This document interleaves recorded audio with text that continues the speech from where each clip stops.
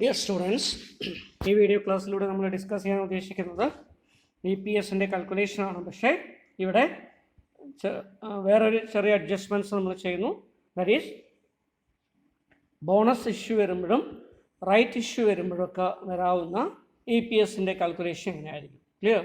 അതിൽ ചെറിയ വ്യത്യാസമുണ്ട്. നമ്മൾ നേരത്തെ നോക്കിയതിൽ നിന്നും ചെറിയ വ്യത്യാസത്തിൽ നമ്മൾ ഡിനോമിനേറ്റർ കാൽക്കുലേറ്റ് ചെയ്യുമ്പോൾ അല്ലേ EPS കാൽക്കുലേറ്റ് ചെയ്യുമ്പോഴൊക്കെ എന്ത് ചെയ്യണം, ചെറുതായിട്ട് ശ്രദ്ധിക്കേണ്ടതായിട്ടുണ്ട്. അപ്പോൾ എന്താണ് നമ്മൾ ശ്രദ്ധിക്കേണ്ടതായിട്ടുള്ള കാര്യം നമുക്ക് നോക്കിപ്പോകാം. ക്ലിയർ?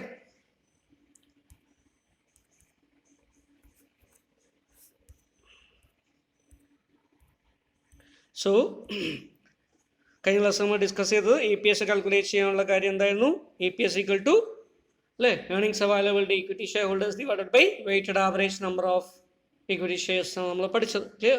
അപ്പോൾ ഇവിടെ നമ്മൾ എന്ത് ചെയ്യുന്നു, ബോണസിൻ്റെ ട്രീറ്റ്മെൻറ്റ് എങ്ങനെയാണ്, bonus shares, right shares, clear, അതുപോലെ share split, reverse share split, അല്ലെങ്കിൽ അതിനെ സബ് ഡിവിഷൻ എന്നും കൺസോളിഡേഷൻ എന്നൊക്കെ പറയും. ക്ലിയർ? അപ്പോൾ ഇങ്ങനെയൊക്കെ വരുമ്പോൾ ക്ലിയർ എങ്ങനെയാണ് ഇതിനെ ട്രീറ്റ് ചെയ്യുക. Okay, so situations where there is a change in the number of shares without corresponding change in the resource. സാധാരണഗതിയിൽ opening balance of equity shares അല്ലേ മാറണമെങ്കിൽ അല്ലേ ക്ലോസിംഗ് ബാലൻസുമായിട്ട് മാറണമെങ്കിൽ ഒന്നുകിൽ അഡീഷണൽ ഷെയർ ഇഷ്യൂ ചെയ്യണം അല്ലേ, അതല്ലെങ്കിൽ എന്ത് ചെയ്യണം, ഷെയറിന് ബൈബാക്ക് ചെയ്ത് ക്യാൻസൽ ചെയ്യണം, അങ്ങനെയൊക്കെ ചെയ്യണം അല്ലേ. ഷെയർ അഡീഷണലായിട്ട് ഇഷ്യൂ ചെയ്യുമ്പോൾ നമുക്ക് അഡീഷണൽ ക്യാപിറ്റൽ കിട്ടും, റിസോഴ്സസ് കിട്ടും. ഓക്കെ, പക്ഷെ അതുപോലെ തന്നെ ഷെയർ ബൈബാക്ക് ചെയ്യുമ്പോൾ റിസോഴ്സസ് പേ ചെയ്യേണ്ടി വരും. ഓക്കെ, ഇതൊന്നും ഇല്ലാതെ കൊടുക്കുകയും വാങ്ങിക്കുകയും ഒന്നും ചെയ്യാതെ എന്ത് സംഭവിക്കുക, റിസോഴ്സസിൽ ചേഞ്ച് ഒന്നും വരാതെ തന്നെ ഷെയർ ക്യാപിറ്റലിൻ്റെ നമ്പറിൽ ചേഞ്ച് വരാം, ഷെയർ ക്യാപിറ്റലിൻ്റെ എമൗണ്ടിൽ ചേഞ്ച് വരാം. അപ്പോൾ അത്തരത്തിലുള്ള ഒരു കേസാണ് അല്ലേ താഴെ കൊടുത്തിരിക്കുന്ന കേസ്. എന്തൊക്കെയാണ് അങ്ങനെ വരുന്നത്? Calculation of that is capitalization of profit or bonus issue. ഒരു കമ്പനി അതുവരെ ഉണ്ടാക്കിയിരിക്കുന്ന ലാഭത്തിനെ അല്ലേ അക്യുമുലേറ്റഡ് പ്രോഫിറ്റിനെ ക്യാപിറ്റലൈസ് ചെയ്തുകൊണ്ട് ബോണസ് ഇഷ്യൂ ചെയ്യുന്നു. അങ്ങനെ ബോണസ് ഇഷ്യൂ ചെയ്യുമ്പോൾ ഷെയർ ക്യാപിറ്റലിൻ്റെ എമൗണ്ട് മാറും അല്ലേ, പക്ഷേ റിസോഴ്സസ് ആയിട്ട് നമുക്കൊന്നും കിട്ടില്ല. There is no amount received in cash, there is no amount received in the bank. Clear? ഇങ്ങനെയൊന്നും വരുന്നില്ല, അസറ്റും കിട്ടുന്നില്ല. ക്ലിയർ? അപ്പോൾ ഒരു ബുക്ക് അഡ്ജസ്റ്റ്മെന്റ് പോലെ ചെയ്യുന്നൊരു കാര്യമാണ് bonus issue. Clear? Then next one, bonus elements in the any other issue. വേറെ ചില ഇഷ്യൂ ചെയ്യുമ്പോൾ, പ്രത്യേകിച്ച് റൈറ്റ് ഇഷ്യൂ ഒക്കെ ചെയ്യുമ്പോൾ ക്ലിയർ മാർക്കറ്റ് വിലയിനേക്കാളും ഒരു കൺസിഡറേഷൻ പ്രൈസിലായിരിക്കും റൈറ്റ് ഇഷ്യൂ ചെയ്യുക. ക്ലിയർ? എന്താണ് റൈറ്റ് ഇഷ്യൂ എന്നൊക്കെ നമ്മൾ നേരത്തെ പഠിച്ചു അല്ലേ. അപ്പോൾ എക്സിസ്റ്റിംഗ് ഷെയർ ഹോൾഡേഴ്സിന് അല്ലേ ഒരു പ്രിഫറൻഷ്യൽ റൈറ്റ് ഉള്ളതുകൊണ്ട് അല്ലേ, അവർക്ക് ഒരു പ്രീഎംപ്റ്റീവ് റൈറ്റ് ഉള്ളതുകൊണ്ട് ആ പ്രീഎംപ്റ്റീവ് റൈറ്റിനെ അനുസരിച്ച് നമ്മൾ കൊടുക്കുന്ന അല്ലേ ഷെയർസാണ്, ഓഫർ ചെയ്യുന്ന ഷെയർസാണ് റൈറ്റ് ഷെയർസ്. അപ്പോൾ അത് കൊടുക്കുന്നത് ഒരു കൺസെഷണൽ പ്രൈസിലായിരിക്കും. ഇങ്ങനെ കൊടുക്കുന്ന ഒരു ബോണസ് പോലെയാണ്, അതിനെ പറയുന്ന പേരാണ് ബോണസ് എലമെൻറ്റ്സ്. ക്ലിയർ? അപ്പം അങ്ങനെ വരുമ്പോൾ നമ്മൾ എങ്ങനെ ട്രീറ്റ് ചെയ്യണം. ദെൻ പിന്നെ അടുത്ത് വരുന്നതാണ് share split. Clear? That is sub division of share. Clear? Highly denominated ആയിട്ടുള്ള ഷെയർസ് നമ്മൾ എന്ത് ചെയ്യുന്നു, സ്മോൾ ഡിനോമിനേറ്റഡ് ആയിട്ടുള്ള ഷെയർസ് ആക്കി മാറ്റുന്നു. ഇതിനെ പറയുന്ന പേരാണ് sub division. Clear? So shares of largely denominated shares are divide into smaller denominated. അപ്പോൾ കുറേ ഷെയറിൻ്റെ എണ്ണം കൂടും. ക്ലിയർ? സോ ഫോർ എക്സാമ്പിൾ നേരത്തെ 1 lakh ഷെയർസ് ഉണ്ടായിരുന്നു, 100 രൂപയായിരുന്നു ഒരു ഷെയറിൻ്റെ വില. ക്ലിയർ? നമ്മളിപ്പോൾ എന്ത് ചെയ്തു, 10 രൂപയാക്കി മാറ്റി. ക്ലിയർ? ഷെയർസ് ഓഫ് 10 each ആക്കി മാറ്റി. അപ്പോൾ എന്ത് ചെയ്യും, നമ്പർ ഓഫ് ഷെയർസ് കൂടും. എത്ര കൂടും? 10 lakh ആയിട്ട് കൂടും. ക്ലിയർ? 1 lakh ഷെയർ പോയിട്ട് 10 lakh ആയിട്ട് പോകും. അപ്പോൾ ഇങ്ങനെ എമൗണ്ട് ഓഫ് ഷെയർ ക്യാപിറ്റൽ മാറുന്നില്ല, പക്ഷേ നമ്പർ ഓഫ് ഷെയർസിൽ മാറ്റം വരും. ഇങ്ങനെ ഒരു കേസാണ് sub division or share split എന്നാണ് ഇതിന് പറയുക. സ്റ്റോക്ക് സ്പ്ലിറ്റ് അല്ലെങ്കിൽ ഷെയർ സ്പ്ലിറ്റ് എന്ന് പറയും. ദെൻ റിവേഴ്സ് ഷെയർ സ്പ്ലിറ്റ്, അതിന് പറയുന്ന പേരാണ് കൺസോളിഡേഷൻ ഓഫ് ഷെയർ. ക്ലിയർ? ഇപ്പോൾ ചെറിയ ചെറിയ എമൗണ്ട് ഉള്ള ഷെയർ ക്യാപിറ്റൽ എന്ന് വിചാരിക്കുക. Clear? Say for example 1 lakh shares ഉണ്ട്. Clear? Number of share is 1 lakh. അതിൻ്റെ വില ഓരോ ഷെയറിന് ഫേസ് വാല്യൂ 1 രൂപയാണ്. നമ്മൾ വിചാരിക്കുന്നത് എന്തിനാ അങ്ങനെ 1 രൂപ വയ്ക്കണം, 10 രൂപയാക്കി മാറ്റാം. അപ്പോൾ നമ്മൾ എന്ത് ചെയ്തു, ഷെയർസ് ഓഫ് 10 ആക്കി മാറ്റി. ക്ലിയർ? അപ്പോൾ നമ്പർ ഓഫ് ഷെയർ എന്ത് ചെയ്യും, കുറയും. ക്ലിയർ? ഷെയർ ക്യാപിറ്റൽ മാറുന്നുണ്ടോ? ഇല്ല. ക്ലിയർ? പക്ഷെ എന്ത് കുറയും, നമ്പർ ഓഫ് ഷെയർസ് കുറയും. ഇതിനെ പറയുന്ന പേരാണ് കൺസോളിഡേഷൻ. ക്ലിയർ? ഇങ്ങനെയൊക്കെ വരുന്ന സമയത്ത് ഷെയറിൻ്റെ എണ്ണത്തിൽ, നമ്പർ ഓഫ് ഷെയർസിൻ്റെ എണ്ണത്തിൽ മാറ്റം വരാം. ക്ലിയർ? ഓക്കെ, പക്ഷെ നമുക്ക് റിസോഴ്സസ് ഒന്നും കിട്ടിയെന്ന് വരില്ല. Except in the case of which one right issue. Clear? So weighted average number of shares need not be calculated in these cases. ഇങ്ങനെയുള്ള സന്ദർഭങ്ങളിൽ എന്ത് കാൽക്കുലേറ്റ് ചെയ്യേണ്ട കാര്യമില്ല? Weighted average number of shares calculate ചെയ്യേണ്ട കാര്യം ഇല്ല. സോ എന്തുകൊണ്ട് അങ്ങനെ ഇല്ല എന്ന് പറയുന്നു? കാരണം ഇതാണ്. ക്ലിയർ? ക്യാപിറ്റലൈസേഷൻ ഓഫ് പ്രോഫിറ്റ് ചെയ്തിട്ടാണ് ബോണസ് ഇഷ്യൂ ചെയ്യുന്നത് അല്ലേ? പ്രോഫിറ്റ് ആരുടെയാണ്? ഇക്വിറ്റി ഷെയർ ഹോൾഡേഴ്സിനാണ്. ക്യാപിറ്റലാക്കി മാറ്റിയപ്പോൾ ആരുടെയാണ്? ഇക്വിറ്റി ഷെയർ ഹോൾഡേഴ്സിൻ്റെ ആണ് അല്ലേ? പൈസ നീ വാങ്ങിച്ചിട്ടുണ്ടോ? ഇല്ല. ക്ലിയർ? അപ്പോൾ അവരുടെ പ്രോഫിറ്റിനെ എടുത്ത് മാറ്റി ഷെയറാക്കി മാറ്റുന്നു. അവരുടെ തന്നെ എമൗണ്ടാണ്, അതിനെ ജസ്റ്റ് രൂപപരിണാമം മാറ്റുക മാത്രമേ ചെയ്യുന്നുള്ളൂ. അതുപോലെ തന്നെയാണ് സബ് ഡിവിഷൻ ഓഫ് ഷെയർ വരുമ്പോഴും കൺസോൾട്ടേഷൻ ഓഫ് ഷെയർ വരും. അവിടെയും നമ്പർ ഓഫ് ഷെയർസ് കൂടുന്നത് മാത്രമേ ഉള്ളൂ, പക്ഷെ എന്ത് വരുന്നില്ല? ഷെയർ ക്യാപിറ്റൽ മാറ്റം വരുന്നില്ല. ക്ലിയർ? ഇങ്ങനെയൊക്കെ വരുന്നതുകൊണ്ട് ഇവിടെ ഒന്നും എന്ത് വേണ്ട? Weighted average number of shares calculate ചെയ്യേണ്ട കാര്യം ഇല്ല. ടൈം അഡ്ജസ്റ്റ്മെന്റ് ചെയ്യേണ്ട കാര്യമില്ല. Because all the funds belongs to the same equity shareholders. Clear? പക്ഷേ റൈറ്റ് ഷെയർ വരുമ്പോൾ നമ്മൾ എന്ത് ചെയ്യേണ്ടി വരും? കാൽക്കുലേറ്റ് ചെയ്യണം. കാരണം എന്താ? റൈറ്റ് ഷെയറിൽ ബോണസിൻ്റെ ചെറിയൊരു എലമെൻ്റ് ഉണ്ട്, പബ്ലിക്കിൽ നിന്ന് പൈസയും വാങ്ങിക്കും, ഷെയർ ഹോൾഡേഴ്സിൽ നിന്ന് പൈസയും വാങ്ങിക്കും. അങ്ങനെ വരുന്നതുകൊണ്ട് വെയ്റ്റഡ് ആവറേജ് നമ്മൾ കാൽക്കുലേറ്റ് ചെയ്യണം. അതിന് വേറൊരു മെത്തേഡ് ഉപയോഗിച്ചിട്ടാണ് ചെയ്യുക. അതെങ്ങനെയാണെന്ന് നമുക്ക് പിന്നീട് നോക്കാം. Clear? So but adjustments were required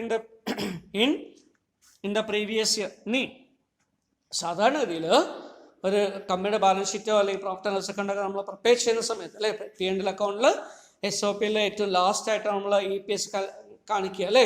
അപ്പോൾ അങ്ങനെ കാണിക്കുമ്പോൾ നമുക്കറിയാം SOP-ൻ്റെ ഫോമാറ്റ് എന്താ? Particulars column, current year figure അല്ലേ, note number, current year figure, previous year figure. Clear? അപ്പോൾ ഇവിടെ ശ്രദ്ധിക്കേണ്ട ഒരു കാര്യം, കറണ്ട് ഇയറിലെ EPS വർക്കൗട്ട് ചെയ്യാൻ വേണ്ടി ബോണസോ അല്ലെ ഷെയർ സ്പ്ലിറ്റോ അല്ലെങ്കിൽ സ്റ്റോക്ക് സ്പ്ലിറ്റോ ഒക്കെ ചെയ്തിട്ടുണ്ടെങ്കിൽ, സബ് ഡിവിഷനൊക്കെ ചെയ്തിട്ടുണ്ടെങ്കിൽ, കൺസോൾട്ടേഷനൊക്കെ ചെയ്തിട്ടുണ്ടെങ്കിൽ, ക്ലിയർ, നമ്മൾ എന്തുകൂടെ ചെയ്യണം? അതുപോലെ റൈറ്റ് ഇഷ്യൂ ഒക്കെ ചെയ്യുമ്പോൾ പ്രീവിയസ് ഇയറിൻ്റെ ഫിഗറിനെ, ക്ലിയർ, കഴിഞ്ഞ വർഷം വരെയുള്ള ഫിഗറിനെ, EPS-നെ, കഴിഞ്ഞ വർഷം റിപ്പോർട്ട് ചെയ്തിരിക്കുന്ന EPS-നെ, ക്ലിയർ, ഇതുമായി അനുബന്ധിച്ച് എന്ത് ചെയ്യണം? കറക്റ്റ് ചെയ്ത് അഡ്ജസ്റ്റ് ചെയ്യണം. എന്തുകൊണ്ട് അങ്ങനെ അഡ്ജസ്റ്റ് ചെയ്യേണ്ടത്? അതല്ലെങ്കിൽ ഒരു പക്ഷേ കറണ്ട് ഇയറിൽ നിന്നും അല്ല പ്രീവിയസ് ഇയറിൽ നിന്നും കറണ്ട് ഇയറിലെ EPS വളരെ കൂടുതലായിട്ട് കാണും, ചിലപ്പോൾ വളരെ കുറവായിട്ട് കാണും. ക്ലിയർ? ഇത് ഇൻവെസ്റ്റേഴ്സിൻ്റെ ഇടയിൽ ഒരു നെഗറ്റീവ് ആയിട്ടുള്ള ഒപ്പീനിയനോ അല്ലെങ്കിൽ പോസിറ്റീവ് അല്ലെങ്കിൽ ശരിയല്ലാത്ത ഒരു ഒപ്പീനിയൻ ഉണ്ടാക്കിയെന്ന് വരും. ക്ലിയർ? അത് നമുക്ക് ഒഴിവാക്കണമെങ്കിൽ, ദാറ്റ് മീൻസ് ഒരു ക്ലിയർ ആയിട്ടുള്ള പിക്ചർ കൊടുക്കണമെങ്കിൽ എന്ത് ചെയ്യണം? ഫണ്ടിൽ വ്യത്യാസമൊന്നും വന്നിട്ടില്ല, റിസോഴ്സസിലൊന്നും വ്യത്യാസം വന്നിട്ടില്ല, ഇക്വിറ്റി ഷെയർ ഹോൾഡേഴ്സിൻ്റെ ഫണ്ട് തന്നെ അങ്ങോട്ടും ഇങ്ങോട്ടും മാറ്റം മാത്രമാണ് ചെയ്തത് എങ്കിൽ, clear, corresponding adjustment should be made in the previous year also. Clear? ഇതാണ് നമ്മൾ ശ്രദ്ധിക്കേണ്ടത്. ക്ലിയർ? അപ്പോൾ കറണ്ട് ഇയറിലെ EPS കാൽക്കുലേറ്റ് ചെയ്യുമ്പോൾ പ്രീവിയസ് ഇയറിലെ EPS-നും എന്ത് ചെയ്യണം? അതനുസരിച്ച് അഡ്ജസ്റ്റ്മെന്റ് ചെയ്യണം, നമ്പർ ഓഫ് ഷെയർസിൽ അഡ്ജസ്റ്റ്മെന്റ് ചെയ്യണം. ക്ലിയർ? സോ അതെങ്ങനെയാണ് നമുക്ക് പ്രോബ്ലം ചെയ്യുമ്പോൾ മനസ്സിലാവും. ക്ലിയർ? നമുക്കൊരു ക്വസ്റ്റ്യനിലേക്ക് വരാം.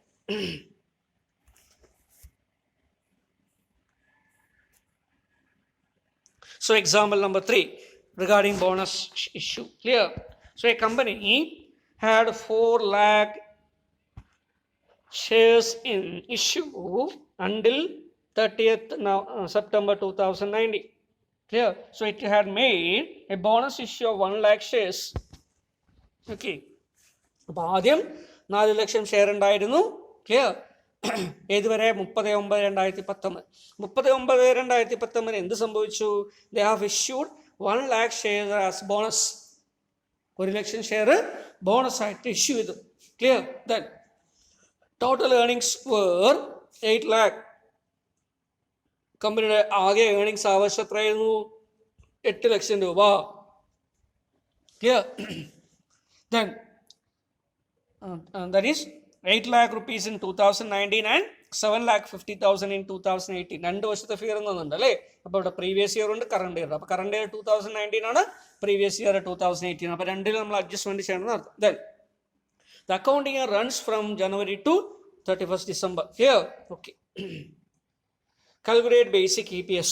ഇതാണ് നമുക്ക് ഇവിടെ പ്രോബ്ലം തന്നിരിക്കുന്നത്. ഓക്കെ, ഇതെങ്ങനെ ചെയ്യാമെന്ന് നമുക്ക് നോക്കാം. ക്ലിയർ? പിന്നെ സൊല്യൂഷൻ നോക്കുക. സ്ക്രീനിൽ നിങ്ങൾ കാണുന്നുണ്ടാവും അല്ലേ. നമ്മളൊരു ടേബിൾ രൂപത്തിൽ തന്നെ ഇത് പ്രിപ്പയർ ചെയ്യുകയാണെങ്കിൽ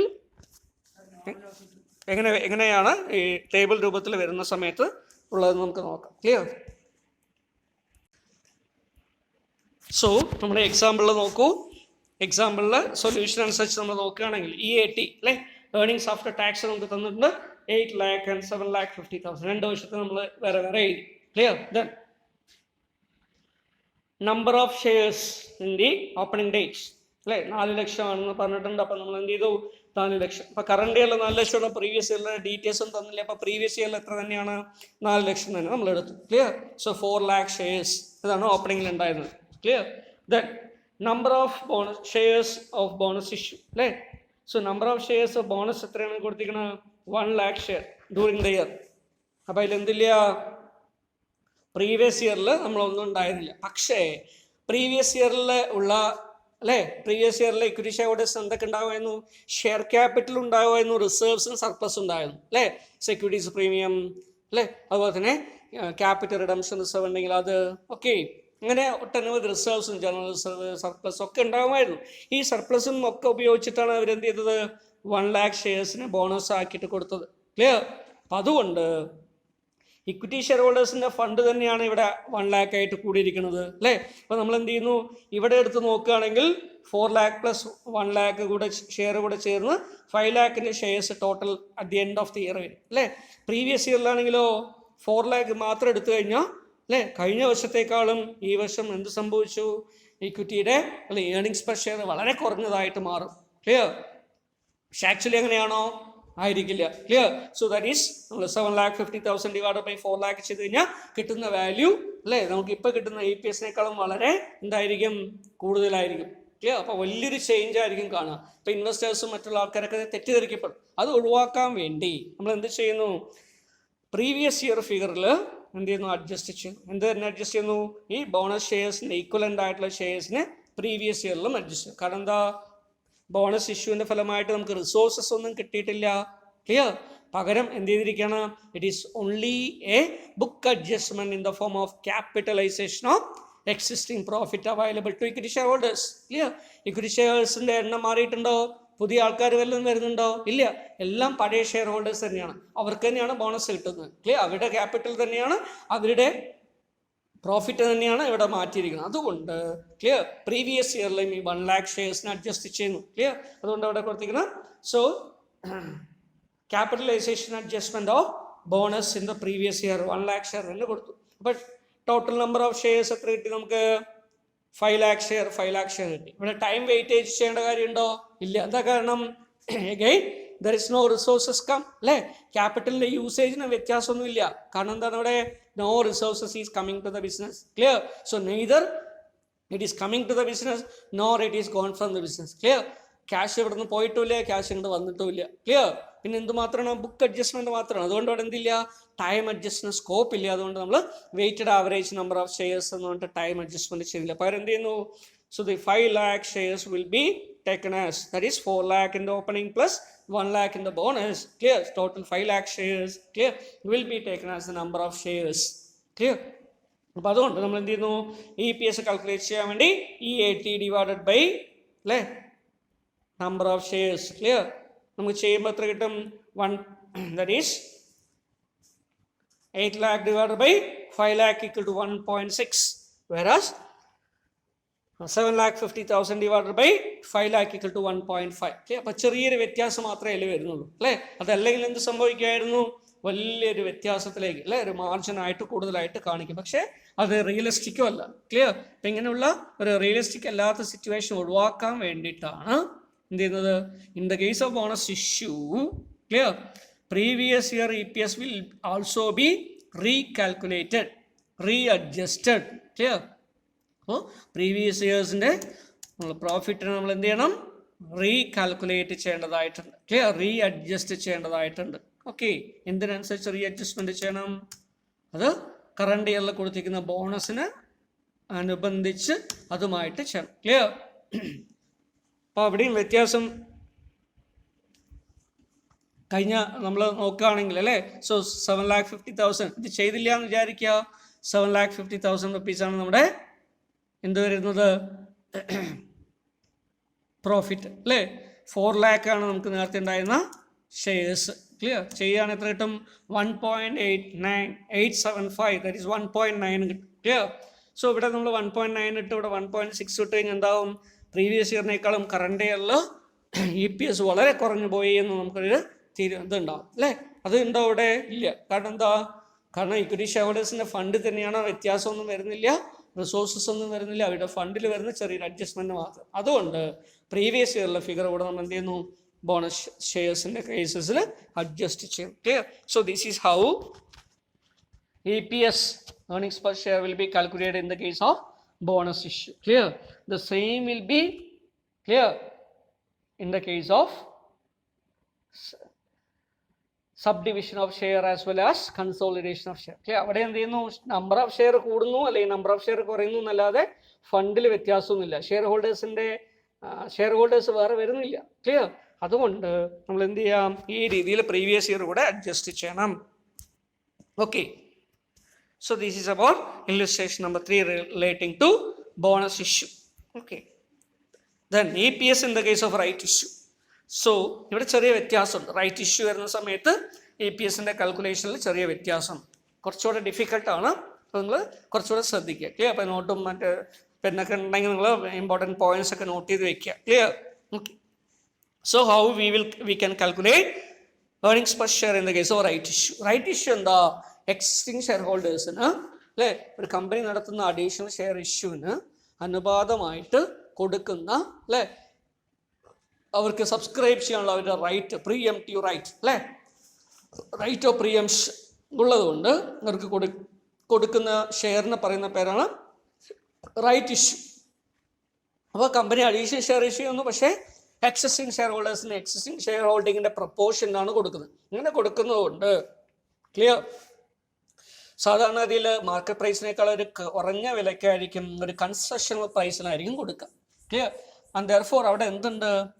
അഡീഷണൽ ആയിട്ടുള്ള ഷെയർ ഇഷ്യൂ ആണെങ്കിൽ പൈസ കിട്ടും, പക്ഷേ അങ്ങനെ പൈസ മാത്രം കിട്ടുന്നില്ല, ഒരു അഡീഷണൽ എലമെൻ്റ് ഓഫ് ബോണസ് ഉണ്ട്, ചെറിയൊരു കൺസിഡറേഷൻ ഉണ്ട്. ക്ലിയർ?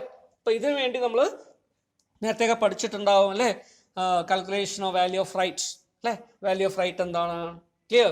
അതുപോലെ തന്നെ എക്സ് റൈറ്റ് പ്രൈസ് എന്താണ്, കം റൈറ്റ് പ്രൈസ് എന്താണെന്നൊക്കെ നമ്മൾ നോക്കിയിട്ടുണ്ടാവും. ക്ലിയർ? അപ്പം അതേപോലെ ഇവിടെ എന്ത് ചെയ്യണം? നമ്മൾ കുറച്ച് കാൽക്കുലേഷൻ നമ്മൾ ചെയ്തെടുക്കണം, അതനുസരിച്ചിട്ട് വേണം വർക്കൗട്ട് ചെയ്യാൻ. ക്ലിയർ? സോ നമുക്ക് നോക്കാം. So EPS in the case of right issue. Okay. So steps for previous year EPS. ഇനി ഇങ്ങനെ EPS തരുന്ന സമയത്ത് റൈറ്റ് ഇഷ്യൂ വരുമ്പോൾ ഇവിടെ എന്ത് ചെയ്യണം? കറണ്ട് ഇയറിൽ നമ്മൾ അഡ്ജസ്റ്റ് ചെയ്യുമ്പോൾ പ്രീവിയസ് ഇയറിനെയും അഡ്ജസ്റ്റ് ചെയ്യണം അതിനോടനുബന്ധിച്ച്. ക്ലിയർ? അവിടെ ആദ്യം നമ്മൾ നോക്കുന്നത് പ്രീവിയസ് ഇയറിലുള്ള ഫിഗർ എങ്ങനെ അഡ്ജസ്റ്റ് ചെയ്യാം. How we can make adjustment in the previous year figure. Clear? Previous year already work out ചെയ്തതാണ്, പക്ഷെ അതിന് എന്ത് ചെയ്യണം? റീവർക്കൗട്ട് ചെയ്യണം, റീകാൽക്കുലേറ്റ് ചെയ്യണം. Clear? So how we can calculate EPS of the previous year, how we can recalculate the EPS of the previous year. Okay, അതിൻ്റെ steps ആണ് ഇവിടെ പറയുന്നത്. Number 1, identify the market price on the last date of quotation. Here just നമ്മൾ right issue ചെയ്യുന്നതിന് തൊട്ട് മുമ്പുള്ള അല്ലേ ആ ലാസ്റ്റ് ഡേറ്റ് ഓഫ് കൊട്ടേഷൻ അനുസരിച്ച് വരുന്ന മാർക്കറ്റ് പ്രൈസ് എത്രയാണ്? Clear? Okay. So this is market price. Okay. Then calculate the theoretical ex right price. പിന്നീട് നമ്മൾ എന്ത് ചെയ്യുന്നു? എക്സ് റൈറ്റ് പ്രൈസ് കാൽക്കുലേറ്റ് ചെയ്യും. അപ്പോൾ ആദ്യം കാൽക്കുലേറ്റ് ചെയ്യുന്നത് market price, that is cum right price ആണ്. രണ്ടാമത് കാൽക്കുലേറ്റ് ചെയ്യുന്നത് എന്താണ്? എക്സ് റൈറ്റ് പ്രൈസ് ആണ്. റൈറ്റ് കഴിഞ്ഞ ശേഷമുള്ള price ex right, theoretical ex right price ആണ് നമ്മൾ കാൽക്കുലേറ്റ് ചെയ്യുക. ക്ലിയർ? ഇതിനൊരു ഫോമുലൊക്കെ നമ്മൾ നേരത്തെ പഠിച്ചിട്ടുണ്ട് അല്ലേ, റൈറ്റ് ഇഷ്യൂൻ്റെ ചാപ്റ്റർ ഡിസ്കസ് ചെയ്യുന്ന സമയത്ത് നമ്മൾ പഠിച്ചിരുന്നു. എന്താണ് ഫോമുല? ഇതെങ്ങനെ കാൽക്കുലേറ്റ് ചെയ്യാം? So theoretical ex right price equal to MN plus S divided by N plus 1 അല്ലേ. സോ N എന്ന് പറയുന്നത് എന്താ? M stands for market price, N stands for number of shares. Clear? required for getting one right share. Clear? S equal to subscription price of one right share. ഒരു right share issue ചെയ്യുന്ന ഏത് പ്രൈസിനാണോ അതാണ് S എന്ന് പറയുന്നത്. N എന്ന് പറഞ്ഞാൽ എന്താ? Already പറഞ്ഞല്ലേ, number of shares required for getting one right share. Clear? Then N plus 1. അപ്പോൾ ഈ രീതിയിൽ നമ്മൾ ഒരു ഫോമുലയൊക്കെ ഉപയോഗിച്ച് നമ്മൾ നേരത്തെ ചെയ്തിരുന്നു. ക്ലിയർ? അത് തന്നെ നമുക്ക് ഇവിടെ ഉപയോഗിച്ചിട്ട് എന്ത് കണ്ടുപിടിക്കാം? Theoretical ex right price calculate ചെയ്യാൻ പറ്റും. ദെൻ calculate, next step എന്താ? calculate the unadjusted EPS of the previous year. ആദ്യം എന്ത് ചെയ്യണം? അൺഅഡ്ജസ്റ്റഡ് EPS അല്ലെങ്കിൽ പ്രീവിയസ് ഇയർ EPS. ക്ലിയർ? കഴിഞ്ഞ വർഷത്തെ പ്രോഫിറ്റ് ആൻഡ് ലോസ് നോക്കി EPS എത്രയാണെന്ന് നോക്കുക. അല്ലെങ്കിൽ എന്ത് ചെയ്യുക? കഴിഞ്ഞ വർഷത്തെ പ്രോഫിറ്റിനെ അഡ്ജസ്റ്റ്മെന്റ് ചെയ്യുന്നതിന് മുമ്പുള്ള EPS എത്രയാണെന്ന് വർക്കൗട്ട് ചെയ്യുക. Clear? So this is called unadjusted EPS of the previous year. എങ്ങനെ അത് കാൽക്കുലേറ്റ് ചെയ്യും? So that is previous year earnings after tax divided by number of shares in the previous year. Clear? അപ്പോൾ കഴിഞ്ഞ വർഷത്തെ ലാഭത്തിനെ എന്തുകൊണ്ട് divide ചെയ്യുക? കഴിഞ്ഞ വർഷത്തെ നമ്പർ ഓഫ് ഷെയർസ് കൊണ്ട് ഡിവൈഡ് ചെയ്യുക. ദെൻ അടുത്ത ലാസ്റ്റ് സ്റ്റെപ്പ് എന്താ? Calculate the adjusted EPS for the previous year. Clear? Adjusted EPS calculate ചെയ്യണം. എങ്ങനെയാണ് അത് കാൽക്കുലേറ്റ് ചെയ്യുക? So for that purpose we use a formula unadjusted EPS. ഇപ്പം നമ്മൾ തൊട്ട് മുമ്പ് കണ്ടുപിടിച്ച അൺഅഡ്ജസ്റ്റഡ് EPSനെ എന്തുകൊണ്ട് മൾട്ടിപ്ലൈ ചെയ്യുന്നു? The proportion of right issue, clear, that is ex right price divided by market price. Clear? Ex right പ്രൈസും കം റൈറ്റ് പ്രൈസും തമ്മിലുള്ള പ്രൊപ്പോർഷൻ ആയിട്ട് അല്ലെങ്കിൽ അതിൻ്റെ റേഷ്യോ കൊണ്ട് എന്ത് ചെയ്യുന്നു? മൾട്ടിപ്ലൈ ചെയ്യുന്നു. Clear? So the multiplied value of, clear, ex right and cum right price, clear, with the unadjusted EPS will give you the adjusted EPS. Clear? അപ്പോൾ adjusted EPS കാൽക്കുലേറ്റ് ചെയ്യാം. Previous ഇയറിലെ EPS calculate ചെയ്യാൻ വേണ്ടി എന്ത് ചെയ്യുന്നു? കഴിഞ്ഞ വർഷത്തെ EPSനെ into ex right price divided by cum right price, that is market price. Clear? അപ്പം നമുക്കിത് കിട്ടും. Okay, so this is the steps for calculating previous year EPS. ഇനി അടുത്തായിട്ട് നോക്കുകയാണെങ്കിലോ കറണ്ട് ഇയർ EPSന്റെ ഫിഗർ നമ്മൾ എങ്ങനെ കാൽക്കുലേറ്റ് ചെയ്യും? So how we can work out the current year EPS pay. അപ്പം അതിൻ്റെ സ്റ്റെപ്പ് നമ്പർ 1A, ആദ്യമായിട്ട് എന്ത് ചെയ്യണം? Calculate the adjusted number of shares before right issue. Clear? Weighted average number of shares before right issue. Right ഇഷ്യൂന് തൊട്ട് മുമ്പുള്ള number of shares എത്രയാണെന്ന് calculate ചെയ്യുക. Weighted average number of shares. Clear? So calculate the adjusted number of shares before right issue, that is weighted average. അതെങ്ങനെ കണ്ടുപിടിക്കുന്നു? So that is equal to number of shares before right issue, right issue തൊട്ട് മുമ്പുള്ള opening balance എന്നാണ് നമ്മളിവിടെ പറയാം. Clear? Into, clear, period before right issue. Clear? So for example 6 മാസം കഴിഞ്ഞിട്ടാണെങ്കിൽ 6 മാസം അല്ലെ, 6/12 അതാണ് പീരീഡ്. ക്ലിയർ? 3 മാസം അക്കൗണ്ടിങ് ഇയർ സ്റ്റാർട്ട് ചെയ്ത് 3 മാസം കഴിഞ്ഞിട്ടാണെങ്കിൽ 3/12. So that is a period. Clear? Into, clear, ഏതിൻ്റെ proportional? Market price divided by ex right price. അപ്പോൾ cum right price minus divided by ex right price. ഇവിടെ തിരിച്ചാണ്. അപ്പോൾ നേരത്തെ പറഞ്ഞപ്പോൾ എന്ത് ചെയ്തു? Ex right price divided by cum right price എന്നാണ് പറഞ്ഞത് അല്ലേ? മാർക്കറ്റ് പ്രൈസ് അല്ലെങ്കിൽ കം റൈറ്റ് പ്രൈസ് എന്ന് പറഞ്ഞു. ഇവിടെ എന്ത് ചെയ്യണം? കം റൈറ്റ് പ്രൈസിനെ ആദ്യം കാണിക്കണം ന്യൂമറേറ്റർ ആയിട്ട്, പിന്നെയോ എക്സ് റൈറ്റ് പ്രൈസിനെ ഡിനോമിനേറ്റർ വയ്ക്കണം. ക്ലിയർ? അപ്പം ഇങ്ങനെ വരുമ്പോൾ market price divided by ex right price. Clear? അപ്പം ഇത് ഉപയോഗിച്ച് കഴിഞ്ഞാൽ നമുക്ക് എന്ത് കിട്ടും? Weighted average number of shares before right issue കിട്ടും. ക്ലിയർ? ഇനി അതിലേക്ക് എന്ത് ചെയ്യുന്നു? അടുത്ത് നമ്മൾ ബി, രണ്ടാമത്തെ പോയിന്റ് ചെയ്യുന്നത്. So in the case of second point, second step, calculate the weighted average number of shares after the right issue. Right ഇഷ്യൂന് ശേഷം റൈറ്റ് ഷെയർ കൂടെ വന്നു കഴിഞ്ഞാൽ അല്ലേ എത്ര ഷെയർ ഉണ്ടാവും? അപ്പോൾ അത് നോക്കിയിട്ട് എന്ത് ചെയ്യുന്നു? റൈറ്റ് ഇഷ്യൂവിൻ്റെ ഭാഗമായിട്ട് വരുന്ന ഷെയർസിനെ, ക്ലിയർ, അതിൻ്റെ വാല്യൂ കാൽക്കുലേറ്റ് ചെയ്യുന്നു. Clear? Weighted average period calculate ചെയ്യുന്നു, നമ്പർ ഓഫ് ഷെയർസ് കാൽക്കുലേറ്റ് ചെയ്യുന്നു. ക്ലിയർ? ഇതെങ്ങനെ കാൽക്കുലേറ്റ് ചെയ്യും?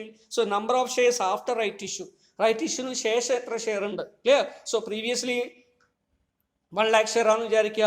ഇപ്പം നമ്മൾ 50,000 ഷെയർ കൂടെ ഇഷ്യൂ ചെയ്തെന്ന് വിചാരിക്കുക. റൈറ്റ്? അപ്പം എന്തായിരിക്കും? 1 lakh plus 50,000. അപ്പോൾ എത്രയായി? 1,50,000. അപ്പോൾ ഇവിടെ എത്ര ചെയ്യണം? 1,50,000 shares into period after right issue. Right ഇഷ്യൂന് ശേഷം ഈ ക്യാപിറ്റൽ ഉപയോഗിച്ചിരിക്കുന്ന എത്ര പീരീഡാണ് അത്രയും പീരീഡ്. ക്ലിയർ? സോ 6 മാസത്തെ പീരീഡ് ബാക്കിയുണ്ടെങ്കിൽ 6/12 അല്ലേ?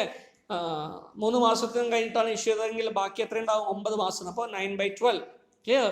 ഇങ്ങനെ എത്ര പീരീഡ് നമുക്ക് അതിന് ഉപയോഗിക്കാൻ പറ്റുമോ ആ പീരീഡ്, ആഫ്റ്റർ റൈറ്റ് ഇഷ്യൂവിൻ്റെ പീരീഡ് എത്രയാണോ അത് നമ്മൾ എന്ത് ചെയ്യുന്നു? അക്കൗണ്ടിങ് ഇയർ എൻഡ് ചെയ്യുന്നത് വരെയുള്ള പീരീഡ് എടുത്തിട്ട് ചെയ്യും. Clear? So right issue date മുതൽ ഓക്കെ അക്കൗണ്ടിങ് ഇയർ എൻഡ് ചെയ്യുന്ന വരെയുള്ള പീരീഡാണ് ഇവിടെ എടുക്കേണ്ടത്. Okay, so period after right issue. Okay, ഇപ്പോൾ നമുക്ക് എന്ത് കിട്ടും? Weighted average number of shares after right issue. ഇനി എന്ത് ചെയ്യണം? മൂന്നാമത്തത്, calculate the weighted average number of shares for the current year. Current ഇയറിലെ weighted average number of shares calculate ചെയ്യാൻ വേണ്ടി summation of A plus B, നേരത്തെ പറഞ്ഞ രണ്ടും നമ്മൾ ആഡ് ചെയ്താൽ മതി. ബിഫോർ റൈറ്റ് ഇഷ്യൂവിൻ്റെ വെയ്റ്റഡ് ആവറേജ് നമ്പറും ആഫ്റ്റർ റൈറ്റ് ഇഷ്യൂവിൻ്റെ വെയ്റ്റഡ് ആവറേജ് നമ്പറും കൂടെ എന്ത് ചെയ്യുന്നു? ആഡ് ചെയ്യുന്നു. So that we will get weighted average number of shares for the current year. Clear? Then അടുത്ത എന്ത് ചെയ്യുക? Number 4, calculate the adjusted EPS of the current year. Current ഇയറിലുള്ള adjusted EPS calculate ചെയ്യും. എങ്ങനെ കാൽക്കുലേറ്റ് ചെയ്യും? That is EAT, earnings after tax divided by weighted average number of shares for the current year. Clear? Simple formula. നമ്മൾ നേരത്തെ പറഞ്ഞ formula ഉപയോഗിച്ച് ചെയ്യും. Clear? So this is how, clear, EPS in the case of right issue is worked out. Clear? ഇന്നൊരു problem നോക്കുമ്പോൾ നമുക്കത് മനസ്സിലാക്കാൻ പറ്റും. ക്ലിയർ? അതിൻ്റെ സ്ലൈഡ്സ് നിങ്ങൾക്ക് ഷെയർ ചെയ്യുന്നുണ്ട്. അപ്പോൾ നിങ്ങൾ എന്ത് ചെയ്യുക, അത് ആദ്യം അടുത്ത് നോക്കുക. ക്ലിയർ? അതിൻ്റെ പോയിന്റ്സ് ഒക്കെ എടുത്ത് നോട്ട് തയ്യാറാക്കുക. ഒന്നുകൂടെ അതിൻ്റെ സ്റ്റെപ്സ് വായിച്ച് നോക്കുക. ക്ലാരിഫിക്കേഷനോ എന്തെങ്കിലും ആവശ്യമുണ്ടെങ്കിൽ നിങ്ങൾ എന്ത് ചെയ്യുക, കോണ്ടാക്ട് ചെയ്യുക. ക്ലിയർ? എക്സാമ്പിൾ. സോ റൈറ്റ് ഇഷ്യൂൻ്റെ ഒരു എക്സാമ്പിൾ നോക്കാം. A company had 1 lakh shares in issue, but then makes a 145 right issue on 1/10/2019. 1/10/2019 5 ഷെയറുള്ള ആൾക്ക് 1 ഷെയർ എന്ന രീതിയിൽ എന്ത് ചെയ്തു, റൈറ്റ് ഇഷ്യൂ ചെയ്യാൻ തീരുമാനിച്ചു. അതിന് മുമ്പ് എത്ര ഷെയർ ഉണ്ടായിരുന്നു? 1 lakh ഷെയർസ് ഉണ്ടായിരുന്നു. ക്ലിയർ? 10 രൂപയാണ് ഷെയറിൻ്റെ പ്രൈസ് നിശ്ചിതം. Clear? So shares of 10. Clear? So what is the issue price of rights? 10 rupee.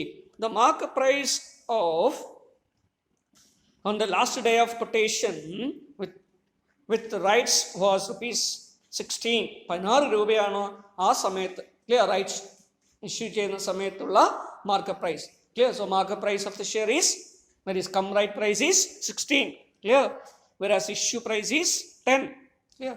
So date of issue is, right issue is 1/10/2019. Clear? So what is the period after right issue? Like October, November and December, 3 months. Clear? Before issue 9 months. Okay. Total earnings after tax are rupees 5 lakh in 2019 and 4 lakh in 2018. 2 വർഷം തന്നിട്ടുണ്ട്. Current year തന്നിട്ടുണ്ട്, previous year തന്നിട്ടുണ്ട്. Clear? 5 lakh in current year and 4 lakh in previous year. So calculate EPS for the year current year 2019 and previous year 2018. Clear? അപ്പോൾ നമുക്കിത് എങ്ങനെയാണ് ചെയ്യാൻ നോക്കാം. Okay, നമ്മൾ ആദ്യം എന്ത് ചെയ്യുന്നു, പ്രീവിയസ് ഇയറിൻ്റെ EPS calculation. Clear? So previous ഇയറിൻ്റെ EPS കാൽക്കുലേഷനുള്ള സ്റ്റെപ്സ് എന്തൊക്കെയാണെന്ന് നേരത്തെ നോക്കിയിട്ടുണ്ട് അല്ലേ? So step number 1, market price. Identify the market price ആണ്. അപ്പോൾ നമ്മൾ ഇത് എഴുതി 16. Clear? So this is a cum right market price. Clear? 16. Next, step number 2, theoretical X right price calculation. So how we can calculate theoretical X right price? So that is equal to, the formula നമ്മൾ നേരത്തെ പറഞ്ഞാണ്, mn plus s divided by n plus 1. Clear? So ഇവിടെ ഇതിനെ substitute ചെയ്യുകയാണെങ്കിൽ m means market price, that is 16. n equal to number of shares required for getting 1 right share, that is equal to 5. So 16 into 5 plus. Clear? Then what is the issue price? S equal to issue price of right share. Clear? Right issue price, that is equal to 10 divided by n equal to number of shares required for getting 1 right share, that is 5 plus 1. Clear? So on reducing you will get 90 divided by 6, that is equal to 15. Clear? So this is the what? X right theoretical price. Okay? X right price എത്രയാണ്? അപ്പോൾ 15 എന്ന് കിട്ടി. Clear? Then അടുത്ത് നമ്മൾ മൂന്നാമത്തെ സ്റ്റെപ്പിലേക്ക് വരുന്നു. Clear? What is that? Unadjusted EPS for the previous year. Previous ഇയറിൻ്റെ അൺഅഡ്ജസ്റ്റഡ് EPS ആണ് ഇവിടെ കാൽക്കുലേറ്റ് ചെയ്യുന്നത്. ക്ലിയർ? അപ്പോൾ അത് ഓൾറെഡി തന്നിട്ടുണ്ടാവും. ക്ലിയർ? സാധാരണ രീതിയിൽ. പക്ഷെ ഇവിടെ നമുക്ക് തരാത്തതുകൊണ്ട് നമ്മൾ എന്ത് ചെയ്യുന്നു, കാൽക്കുലേറ്റ് ചെയ്യും. എങ്ങനെ അത് കാൽക്കുലേറ്റ് ചെയ്യും? Previous year profit divided by number of shares outstanding at the end of the previous year. Previous ഇയറിൻ്റെ അവസാനം ഔട്ട്സ്റ്റാൻഡിങ് ആയിരുന്ന നമ്പർ ഓഫ് ഷെയർസ് അല്ലേ? അതുപോലെ പ്രീവിയസ് ഇയറിൻ്റെ പ്രോഫിറ്റ് എത്രയാണ്? 4 lakh rupees ആണ്. Number of shares in the previous year എത്രയാണ്? 1 lakh share ആയിരുന്നു. That is equal to 4 lakh divided by 1 lakh. So that will give you 4. Clear? 4 രൂപ ആണ്. Clear? That is the EPS of previous year. നേരത്തെ ഉള്ള EPS, കഴിഞ്ഞ വർഷം calculate ചെയ്ത EPS. Then ഇനി നമ്മൾ അഡ്ജസ്റ്റഡ് EPS കാൽക്കുലേറ്റ് ചെയ്യണം അല്ലേ? So adjusted EPS for the previous year, right issue adjust ചെയ്യാൻ വേണ്ടി അഡ്ജസ്റ്റഡ് EPS കാൽക്കുലേറ്റ് ചെയ്യുമ്പോൾ എങ്ങനെ വരും? Unadjusted EPS into ex right price divided by market price. Clear? ഇവിടെ 4 ഇൻറ്റു എക്സ് റൈറ്റ് പ്രൈസ് 15 ആണ് അല്ലേ? മാർക്കറ്റ് പ്രൈസ് 16 ആണ്. So 15 divided by 16. അപ്പോൾ ഇതിൻ്റെ ഫ്രാക്ഷനിലേക്ക് മൾട്ടിപ്ലൈ ചെയ്യുമ്പോൾ എത്ര കിട്ടും? 3.75. Clear? So this 3.75 is the adjusted EPS. Okay. അപ്പോൾ 4 രൂപയായിരുന്നു കഴിഞ്ഞ വർഷം നമ്മൾ EPS കാൽക്കുലേറ്റ് ചെയ്തത്. പക്ഷേ അതിനെ റൈറ്റ് ഇഷ്യൂ അഡ്ജസ്റ്റ് ചെയ്തപ്പോൾ പ്രീവിയസ് ഇയറിൻ്റെ EPS എത്രയായിട്ട് മാറി? 3.75 ആയിട്ട് മാറി. ക്ലിയർ? അപ്പം ഇങ്ങനെ adjusted EPS for the previous year നമ്മൾ കാൽക്കുലേറ്റ് ചെയ്തു. ഓക്കെ, നമ്മൾ കറണ്ട് ഇയറിലേക്ക് നോക്കാം. So what is the EPS for the current year? Clear? അവിടെ നമ്മൾ സ്റ്റെപ്പായി 4 സ്റ്റെപ്പാണ് പറഞ്ഞത് അല്ലേ? ഇപ്പം 4 സ്റ്റെപ്പ് നോക്കുകയാണെങ്കിൽ number 1 calculation of the weighted average number of shares before right issue അല്ലേ? എൻ്റെ ഫോർമുല നമ്മൾ എന്താ പറഞ്ഞത്? Number of shares before right issue into അല്ലേ period. Clear? Before right issue into അല്ലേ market price divided by ex right price. അതാണ് പറഞ്ഞത്. അപ്പോൾ ഇവിടെ അതേ പ്രപ്പോർഷനായിട്ട് മാറ്റം എന്ത് ചെയ്യും? അങ്ങനെ സബ്സ്റ്റിറ്റ്യൂട്ട് ചെയ്യുകയാണെങ്കിൽ number of shares before right issue is 1 lakh. Clear? Into period before right issue അല്ലേ? റൈറ്റ് ഇഷ്യൂ ചെയ്തത് എപ്പോഴാണ്? 1/10/2019. അപ്പോൾ അതിന് മുമ്പുള്ള പീരീഡ് എന്തായിരുന്നു? ജനുവരി ടു ഒക്ടോബർ വരെയുള്ള പീരീഡ് അല്ലേ? ജനുവരി ടു ഏതുവരെ? ഒക്ടോബറിന് തൊട്ട് മുമ്പുള്ളത് അല്ലേ? സെപ്റ്റംബർ വരെയുള്ള പീരീഡ്. അപ്പോൾ ഒക്ടോബർ ടു സെപ്റ്റംബർ എത്രയാണ്? 9 months. അപ്പോൾ 9/12 into 16 divided by 15, that is market price divided by X right price. So that is equal to 80,000 shares. 80,000 share നിങ്ങൾക്ക് കിട്ടും അല്ലേ? റെഡ് കളറിൽ നിങ്ങൾ കാണുന്നുണ്ടോ? So this is 80,000 shares. Okay, then step number 2 calculation of weighted average number of shares after right issue. അപ്പോൾ weighted average number of shares after right issue ആണ് ഇവിടെ എടുക്കുന്നത് അല്ലേ? റൈറ്റ് ഇഷ്യൂ എത്രയാണ് അല്ലേ? റൈറ്റ് ഇഷ്യൂ നമ്മൾ എങ്ങനെ എടുക്കുക? 1:5 എന്നാണ് പറയുന്നത്. 1 right share for every 5 share held. ഇപ്പോൾ നേരത്തെ എത്ര ഉണ്ടായിരുന്നു? 1 lakh ഷെയർ ഉണ്ടായിരുന്നു. സോ നമ്മൾ എങ്ങനെ കണ്ടുപിടിക്കും? ഇപ്പോൾ താഴെ നോട്ടായിട്ട് കൊടുത്തിട്ടുണ്ട് അല്ലേ? നിങ്ങളിവിടെ ബ്ലൂ കളറിലുള്ളത് നോക്കുക. ക്ലിയർ? So that is